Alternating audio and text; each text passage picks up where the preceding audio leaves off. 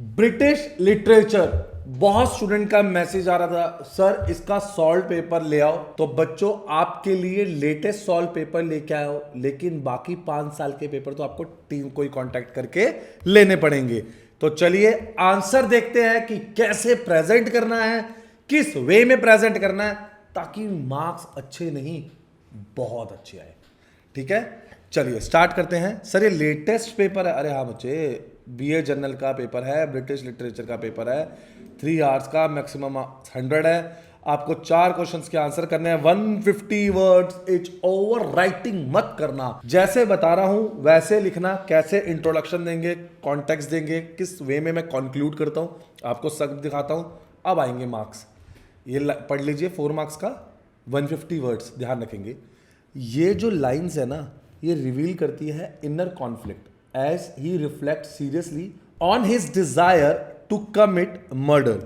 एक मोमेंट था, in a moment of deep self analysis उसने एग्जामिन किया हिज मोटिव्स और उसको रिकॉग्नाइज किया the dangerous force driving his intention.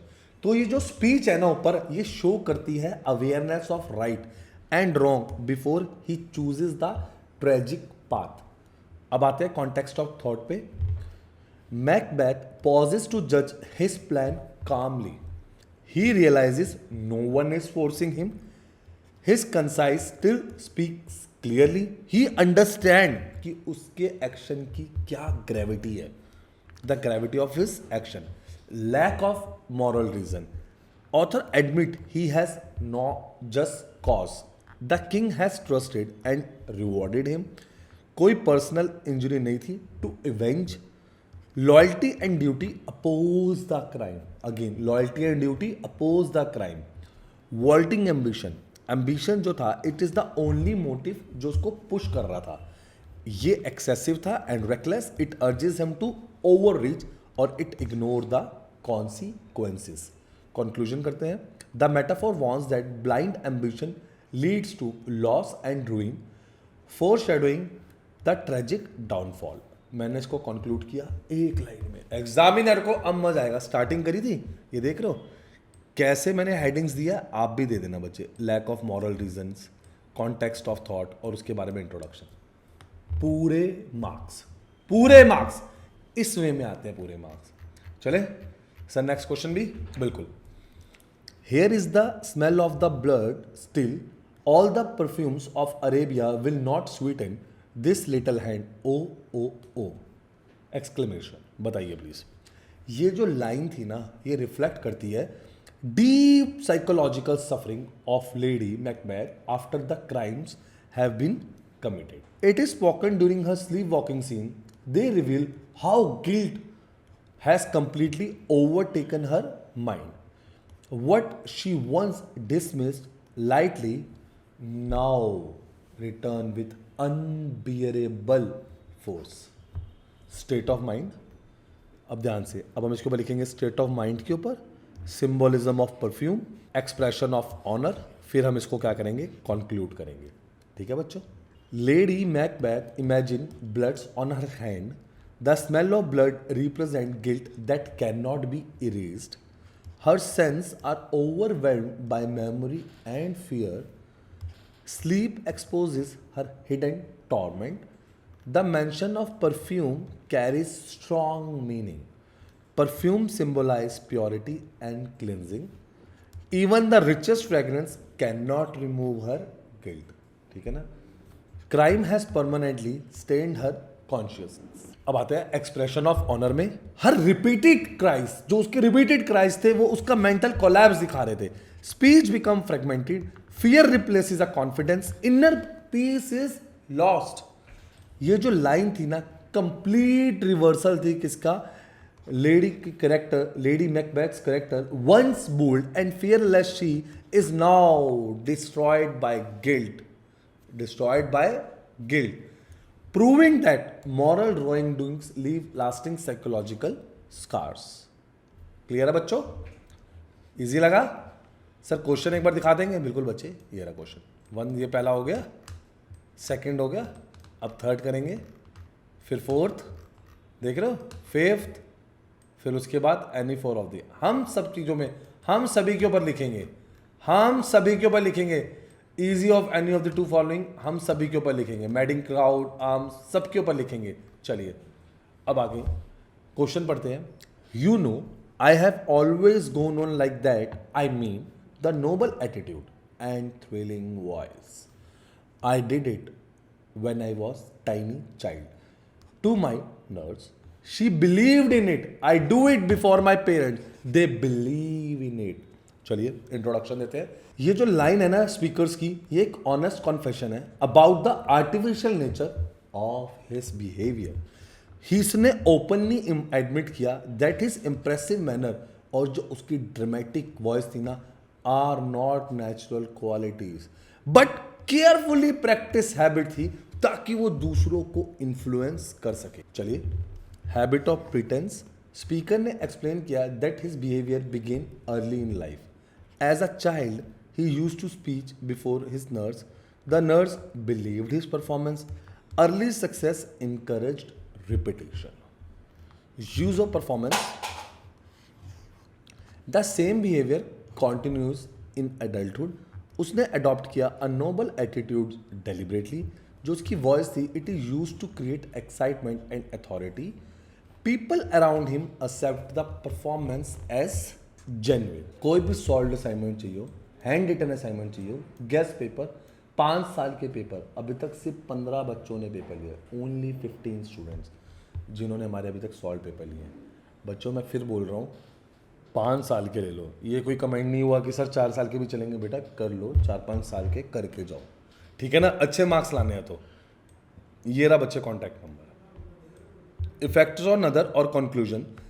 The speaker recognises the power of appearance. Parents are convinced by his acting. Society responds to outward show. Truth becomes secondary to performance. ये जो lines है ना, ये highlight करती है theme of pretence versus reality. जो speaker था उसने एक्सपोज किया how personality can be shaped into a role, showing that people often believe appearance without questioning their truth, without questioning their truth. Clear है बच्चों? चलिए 4th पे आते हैं। Miserable and unkind, untrue, unsightly, traitor, hearted, वो is me. Authority forgots a dying king, laid widows of the power in his eyes, that bow they will। चलो अब ये लाइंस किसकी थी देखते हैं। ये जो लाइंस थी ये एक्सप्रेस सोरो था। आई विल ट्राई कि मैं सोरो करूं बट हो नहीं पाया। And bitterness of a dying king obviously, who feels betrayed and abandoned, spoken at the moment of weakness. बहुत वीक फील कर रहा था, उसने लाइन बोली। बहुत मार्वलस है यार, प्लीज इसको अच्छे से पढ़ना। मैं आपको बता रहा हूँ, ये तो पेपर करा रहा हूँ, प्लीज पढ़ना। बहुत अच्छी स्टोरी है ये। मतलब कहते हैं ना, they reveal his emotional plan. उसने अपना इमोशनल प्लान रिवील किया as he reflects on the loss of loyalty, power and authority that defined his position. Sense of betrayal, loss of authority. अब इनके बारे में करते हैं। The king condemns that those around him harshly. He calls them unkind and untrue. Their disloyalty warned him deeply. Or trust has broken.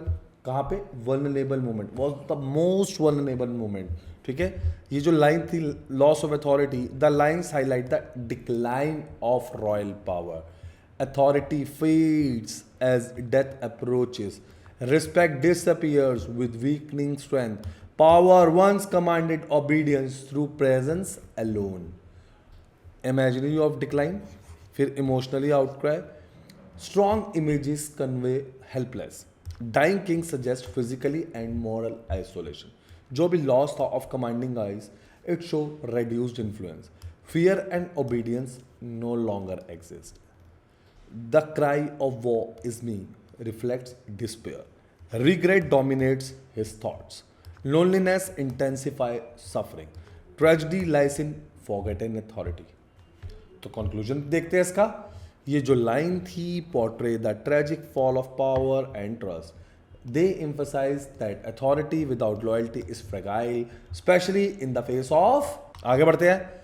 For now I see that true old times are dead, when every morning brought a noble chance and every chance brought out a noble night, Such times have not been since the light that led the holy elders with the gift of Mara. ये जो line है इसके अंदर क्या था, deep sense of loss and nostalgia for a vanish age of honour and heroism. जो speaker था, it mourns the decline of noble values and reflect sadly on how the present age has no longer matches the greatness of past. अब देखते हैं sense of loss. The speaker declare that true greatness of earlier times is gone. The past is remembered as an age of an honor. Moral strength and courage define people's action. The present feels empty उसके comparison में. Nobility of the past, religious and moral comparison, and then we go to conclusion. एक एक करके करते हैं. Earlier time offered constant opportunities for greatness. Each day brought a chance for noble deeds. Every challenge produced brave and virtuous knights. Honour guided action and behaviour. Sir हमें भी ऐसे ही लिखना है पेपर में, बिल्कुल मेरे बच्चे ऐसे ही लिखना है, ठीक है ना. रिलीजियस एंड मॉरल कंपैरिजन में the reference to holy elder strengthen the contrast. The past is linked with purity and guidance. Moral light once led humanity. That guiding force has faded. Conclusion. These line lament the moral decline of society. They emphasize the disappearance of honour, faith, suggesting that modern times have lost the value that once the life full was meaning and noble. एक second, सिर्फ एक second मेरी बात सुनेंगे. और पहले तो मेरे चैनल इग्नू पे आ जाओ, ठीक है. यहाँ पर आके आप देख रहे हैं मैंने सारे सॉल्व पेपर लगाया, सारे सॉल्व पेपर, एक एक सॉल्व पेपर लगाया. ये देख रहे हैं, काउंसलिंग, कॉन्वोकेशन, सारी अपडेट मैं देता हूँ आपके लिए. सबसे पहला अपडेट कि आपका रिजल्ट आ चुका है, खुशखबरी मैं ही लेके आऊँगा. कोई भी जॉब की नोटिफिकेशन आएगी, एडमिशन की, रिसर्च की, सबसे पहले हम देंगे. ये 4 साल की हो गई हैं, सब कुछ सबसे पहले हमने बताया. अब आते हैं हमारी वेबसाइट पे. एक तो शेयर विथ फ्रेंड्स करना है, ठीक है. unnatieducations.com डालेंगे आप प्लीज़. जैसे आप unnatieeducation.com लिखेंगे, इग्नू आ गया. इग्नू आते ही आप देख रहे हैं, आप नीचे भी जा सकते हैं साइट में, आपको ऐसे दिख जाएगा. आपने क्लिक करना है, आप हमारी इग्नू की साइट पे आ जाएंगे. आपको नेक्स्ट सेमेस्टर के सब्जेक्ट्स देखने हैं, एडमिशन में चले जाइए. आपको सॉल्व असाइनमेंट्स चाहिए, ले लीजिए. गेस्ट पेपर, टाइम बहुत कम रह गया है, गेस्ट पेपर चाहिए वो ले लीजिए. प्रीवियस ईयर पेपर ले लीजिए. और नोट्स तो लेने ही हैं, चैप्टर वाइज नोट्स मिलेंगे, समरी मिल जाएगी, पूरी बुक मिल जाएगी, ठीक है ना. टाइम कम है तो पेपर, प्रीवियस ईयर पेपर, ठीक है. कहीं नहीं मिलेंगे इतने अच्छे सॉल्व पेपर, मैं डैम श्योर हूँ. क्लियर है बच्चों. क्योंकि अच्छे पेपर देना, अच्छा रिजल्ट देना, उन्नति एजुकेशन. मैं हूँ CS प्रतीक तलवार, फाउंडर एंड डायरेक्टर. एक मैसेज दे रहा हूँ, सिर्फ आपको हमारी टीम को कॉल करना है, प्रीवियस ईयर पेपर लेना है. मैं देखता हूँ मार्क्स कैसे नहीं आएंगे, आंसर की प्रेजेंटेशन, और कमेंट सेक्शन में जरूर बताना आपको सॉल्यूशन किस पे चाहिए, ठीक है ना. Next solution. The sleep walking scene is one of the most powerful movement in the play. ये रिवील करता है inner collapse of lady Macbeth and exposes the psychological consequence of guilt after the crime. Revelation of guilt, mental disintegration, thematic importance और conclusion. फिर से हम करेंगे एक एक चीज और हम उसको देखेंगे. Lady Macbeth imagines blood on her hand. The stain symbolizes guilt that can not be remove. Her consciousness speaks openly during the sleep. Her speech becomes broken and confused. Repeated actions show obsession and fear. The strong controlling woman अब वो क्या है, एक helpless हो चुकी है. Crime leads to inner punishment. Guilt destroy peace of mind. Moral order asserts itself. तो जो ये सीन था, marks lady Macbeth tragic downfall and proved that unchecked ambition ends in psychological ruin. चलिए अब थॉमस हार्डी की classification देखते हैं in his own novels में. सबसे पहले थॉमस हार्डी के थोड़ा बारे में बता देते हैं. Thomas Hardy grouped his novels to explain their nature and artistic intention. This classification help in understanding the themes and structure of his work. फिर से हेडिंग्स देख रहे हैं. पहले जाते ना पेपर में ऐसे हेडिंग्स लिख लो. अगर आपने ये चीज़ लिख ली ना, मैं कह रहा हूँ मार्क्स तो पक्का है. आपको कहानी तो लिखनी नहीं है, आपको टू द पॉइंट ही बताना है. तो क्यों ना हम लोग पहले 4 हेडिंग लिख ले, फिर उसके बीच में थोड़ा थोड़ा एक्सप्लेन करें पॉइंट फॉर्म में, जिससे एग्जामिनर को मजा आए चेक करने में और मार्क्स काटने का मौका ही ना मिले. Novel of character and environment, it focus on ordinary lives, stress the role of society and fate, emphasize human suffering. Romance and fantasies. It contains imaginative and emotional element, highlight dramatic situation, focus on passion and conflict. Drive mainly by plot, emphasize construction and design, less emphasis on deep psychology. Hardy's classification clarifies his artistic range and highlights his concern with human life shaped by environment and destiny. The character of Oak in Far from the Madding Crowd, ठीक है, 6 marks का है बच्चों, ये number है, ले रहे हो अभी, ज़्यादा बच्चों ने नहीं लिया, और बेल आइकन दबाया है, लाइक किया है वीडियो कब तक, और कैसे मिलेंगी, बार बार बोल रहा हूँ लाइक करो, बेल आइकन दबाओ, लाइक करो, बेल आइकन दबाओ, कमेंट करके बता दो आपको कौन सा सॉल्यूशन चाहिए। अरे भाई हमें चाहिए marks, that's it. It is one of the most admirable character in the novel, representing stability, honesty and moral strength. 3 चीजें फिर से, हम इसकी पर्सनल क्वालिटीज बताएंगे, सेंस ऑफ ड्यूटी बताएंगे, मॉरल इंटीग्रिटी बताएंगे। He is hard working, patient and reliable. He faces failure without bitterness. His calm nature contrast with impulsive character. Sense of duty, he remains loyal despite rejection. He helped others selflessly in time of crisis. Responsibility guided his action. Moral integrity, वो value करता है sincerity को over passion. He respects independence और उसकी choice. He acts as a moral central. He embodies endurance and quiet virtue, showing that strength of integrity and steady love. Josh Shaw and the problem play. ठीक है. It is closely associated with the problem play, which focuses on social and moral issues. Nature देखते हैं सबसे पहले. It presents social conflicts. It challenges traditional value. It encourages thinking rather than emotion. Okay. Shaw's approach, ठीक है ना, इसके अंदर भी Shaw's approach पढ़ेंगे, major concern पढ़ेंगे, conclusion पढ़ेंगे. He uses dialogue to debate ideas. Character represent viewpoints. Drama become a tool for the reform. Marriage and morality, class and social inequality, individual freedom. Shah transformed drama into platform for social criticism through the problem play. आया बच्चों समझ? Okay, ये start करते हैं question. It is a poetic retelling legend that explore moral ideas and human failure. The work reflects the struggle between the purity and corruption within both individuals and society. Themes and vision और फिर उनके moral conflict and उसका फिर conclusion. The rise of King Arthur symbolizes moral order and unity. They represent an ideal society built on truth and honor. Human weakness and betrayal slowly destroy his ideal. Moral conflict, they stand for spiritual perfection. Other characters reveal moral flaws. Sin lead to social collapse. ये जो poem थी ये एक tragic vision था of lost idols, showing how moral decay brings the downfall of even the noblest institution. Simple है. Solve assignment, handwritten assignment, guess paper, last year paper, ये आपको classes चाहिए, आपके पास नंबर है ही हमारा. ठीक है. Explain how nature play a major role in the novel far from madding crowd.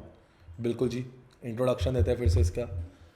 They play a central role in the novel and strongly influences both the characters and the course of event. जो भी rural landscape था, it is not simply a background setting but an active presence जो कि shape करता है human life, emotion, choices through out the story. Nature as a living setting, अब इसका ये करेंगे.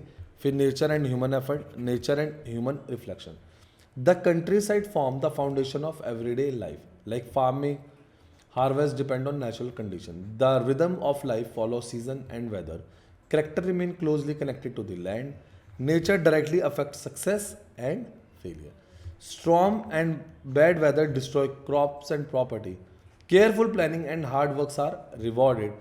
Nature tests patience, skills or responsibility. Nature and emotional reflection. Nature scenes reflect human feelings. Violent weather mirror inner conflict. Calm landscape suggests peace and stability. Emotional change often follows natural change. Nature as a moral influence. Nature supports order and balance. Impulsive action face natural consequence. Steady and disciplined character survive. Respect for nature bring harmony. चलिए conclusion देखते हैं इसका भी. Nature functions as a powerful force in the novel, shaping character, directing events, and reinforcing theme for endurance, responsibility, and harmony with the natural world. आ जाइए next answer देखते हैं. The title Arms and the Man is highly significant as it clearly reflects the central theme of the play. ये challenge कर रहा था traditional romantic idea of war and heroism bye presenting a realistic और एक critical view बता रहा था soldiers का एंड वॉरफेयर का. अब इधर आर्म्स का मतलब क्या है? Weapons and warfare. ये रिप्रेजेंट करता है conventional image of bravery and military glory. The play exposes the emptiness of his romantic ideal. जो वॉर है is shown as foolish, dangerous and often meaningless. कहीं ना कहीं होती भी है बट क्या करे, मजबूरी. Meaning of the man represents the ordinary human being. Soldiers are shown as practical and fearful. Survival matters more than honor. Human needs are stronger than heroic ideals. चलिए कॉन्ट्रास्ट पढ़ते हैं. ये 12 मार्क्स का question था बच्चे. Like करो दोबारा और लाइक करो. इतने सारे बच्चे और लाइक करो. इतने सारे बच्चे पढ़ रहे हो, थैंक यू लिख रहे हो मुझे फोन पे.